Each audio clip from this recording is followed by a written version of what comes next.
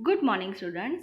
Grade 7 Hindi literature chapter number 1 कोशिश करने वालों की। इस कविता के रचयिता है डॉक्टर हरिवंश राय बच्चन। कवि इस कविता के द्वारा हमें समझाना चाहते हैं, जो लोग मेहनत करते हैं, निरंतर प्रयास में लगे रहते हैं, उनकी एक न एक दिन जीत जरूर होती है। वे अपने लक्ष्य को अवश्य ही प्राप्त कर लेते हैं। इसलिए हमें असफलता से निराश नहीं होना चाहिए, बल्कि चुनौती समझकर उसका डटकर सामना करना चाहिए। तो आइए कविता देखते हैं। लहरों से डरकर नौका पार नहीं होती, कोशिश करने वालों की कभी हार नहीं होती। इस कविता के माध्यम से कवि हमें समझाना चाहते हैं, लहरों के उदाहरण के द्वारा कवि यह बताना चाहते हैं कि अगर हम समस्याओं से डर जाएंगे तो क्या हम सफलता प्राप्त कर पाएंगे? कदापि नहीं। इसलिए हमें कभी भी समस्याओं से डरना नहीं चाहिए। अगर हम लहरों से डर जाएंगे तो क्या हम समुद्र में अपनी नाव रख पाएंगे? हम समुद्र पार कर पाएंगे? कदापि नहीं। तो इसलिए हमें कभी भी लहरों से डरना नहीं चाहिए और हमें सफलता प्राप्त करनी चाहिए। कोशिश करने वालों की कभी हार नहीं होती। जो भी इंसान प्रयत्न करता है, कोशिश करता है, वह सदैव आगे बढ़ता है। जो समस्याओं से घबराकर पीछे रहता है, वो कभी भी सफलता प्राप्त नहीं कर पाता है। इसलिए संसार में आई हुई सारी बाधाओं को हमें डटकर सामना करना चाहिए। उन सारी मुसीबतों का सामना करके हमें सफलता प्राप्त करनी है। हमें हर बार मेहनत करनी है, बार बार मेहनत करनी है। यही बार बार मेहनत करने से ही हमें सफलता प्राप्त होगी। नन्ही चींटी जब दाना लेकर चलती है, चढ़ती दीवारों पर 100 बार फिसलती है। मन का विश्वास रगों में साहस भरता है। चढ़कर गिरना, गिरकर चढ़ना न अखरता है। आखिर उसकी मेहनत बेकार नहीं होती, कोशिश करने वालों की हार नहीं होती। कवि हमें यहाँ पे समझाना चाहते हैं कि चींटी नन्ही होती है, एक छोटी सी चींटी जो अपना भोजन लेकर जाती है, दाना लेकर जाती है। वह दीवारों पर चढ़ती है। यह चढ़ते हुए वह 100 बार फिसलती है। वह बार बार गिरती है, बार बार चढ़ती है, परंतु उसका यह प्रयत्न उसको बुरा नहीं लगता है। यहाँ पे अखरता शब्द का अर्थ है बुरा लगाना। तो उसकी यह बार बार असफलता से चींटी निराश नहीं होती। क्या वो निराश होकर बैठ जाएगी तो दाना अपने आप अपना भोजन चला जाएगा? कभी भी नहीं। उसको मेहनत तो करनी ही पड़ेगी, क्योंकि उसको भोजन लेकर जाना है। इसलिए चींटी बार बार मेहनत करती है और इसकी इस असफलता पर वो निराश नहीं होती, क्योंकि उसके मन में एक विश्वास है कि वह सफलता अवश्य प्राप्त करेगी। और उसका यही विश्वास उसकी रगों में, उसके शरीर के अंदर, उसकी नसों में हिम्मत भरता है, साहस भरता है कि वह सफलता जरूर प्राप्त करेगी और अंत में उसकी मेहनत बेकार नहीं होती, मतलब कि वह सफलता अवश्य प्राप्त करती है, क्योंकि कोशिश करने वालों की कभी हार नहीं होती है। कि इसी प्रकार हमें भी चींटी जैसे अपनी निष्फलताओं से डरकर बैठ नहीं जाती, तो उसी प्रकार हमें भी जीवन में अपनी असफलताओं से डरकर बैठ जाना चाहिए नहीं। हमें बार बार मेहनत करनी चाहिए, बार बार प्रयास करना चाहिए। हमें एक न एक दिन सफलता प्राप्त जरूर होती है। अगर निराश होकर बैठ जाएंगे तो हमें कभी भी सफलता प्राप्त होगी नहीं। डुबकियां सिंधु में गोताखोर लगाता है, जा जाकर खाली हाथ लौटकर आता है। मिलते नहीं सहज ही मोती गहरे पानी में, बढ़ता दुगना उत्साह इसी हैरानी में। मुट्ठी उसकी खाली हर बार नहीं होती, कोशिश करने वालों की हार नहीं होती। यहाँ पे सिंधु शब्द का मतलब है समुद्र। गोताखोर जो गहरे पानी में कुछ खोजने के लिए डुबकी लगाता है, उसे हम गोताखोर कहते हैं। तो कि समुद्र, कवि हमें यहाँ पे समझाना चाहते हैं कि गोताखोर गहरे पानी में बार बार डुबकियां लगाता है। समुद्र में वो डुबकियां लगाता है। क्यों डुबकियां लगाता है? वो मोती खोजने के लिए। तो क्या वो पहली बार डुबकी लगाता है तो उसके हाथ में मोती लग जाता है? वो पहली बार ही सफलता प्राप्त करता है? कदापि नहीं।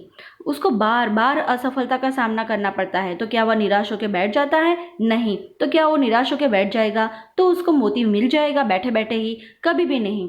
गोताखोर बार बार समुद्र में जाता है, समुद्र की गहराई में जाता है। वह एक बार असफल होता है, दूसरी बार असफल होता है, परंतु उसका यह निरंतर प्रयास उसका यह बार बार मेहनत करना कभी भी उसको असफलता हाथ नहीं लगने देता।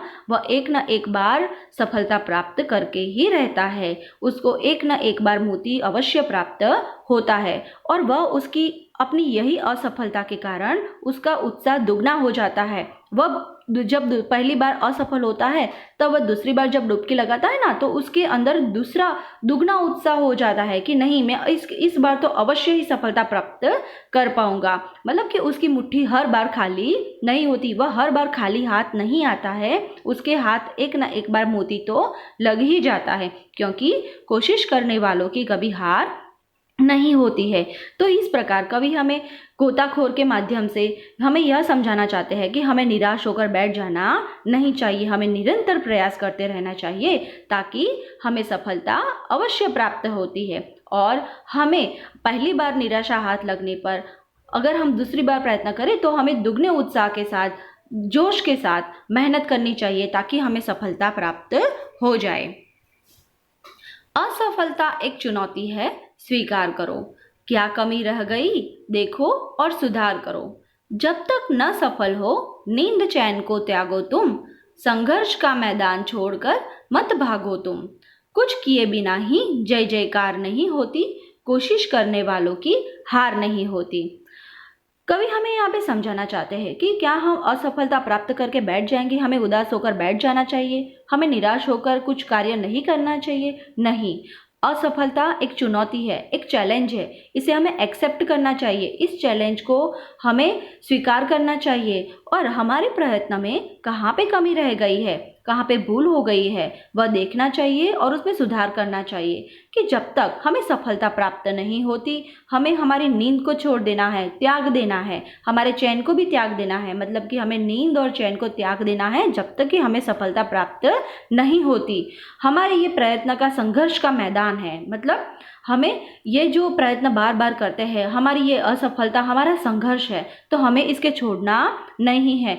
मतलब कि हमें निराश होकर बैठना नहीं है, हमें बार बार मेहनत करनी है और बार बार प्रयत्न करना है। हमें निराशा से डर के हमें सारे मेहनत को कभी भी छोड़ना नहीं है, बल्कि उसके ऊपर हमें ज़्यादा और ज़्यादा मेहनत करनी है, कोशिश करनी है ताकि हमें सफलता प्राप्त हो जाए।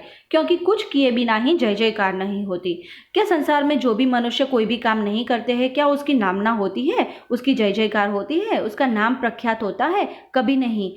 ऐसे जो मनुष्य होते हैं, जो आलसी होते हैं, कभी भी उनकी जय जयकार नहीं होती है। बल्कि जो मनुष्य सदैव प्रयत्न करते हैं, मेहनत करते हैं और संसार में आई हुई, हम उनके सामने आई हुई बाधाओं, मुसीबतों से वह डटकर सामना करते हैं और आगे बढ़ते रहते हैं, उनकी जय जयकार होती है। इसलिए हमें यहाँ पे कवि कहना चाहते हैं कि सदैव कोशिश करो और कोशिश करके ही, प्रयत्न करके ही हमें आगे बढ़ना है, क्योंकि कोशिश करने वालों की कभी हार नहीं होती है।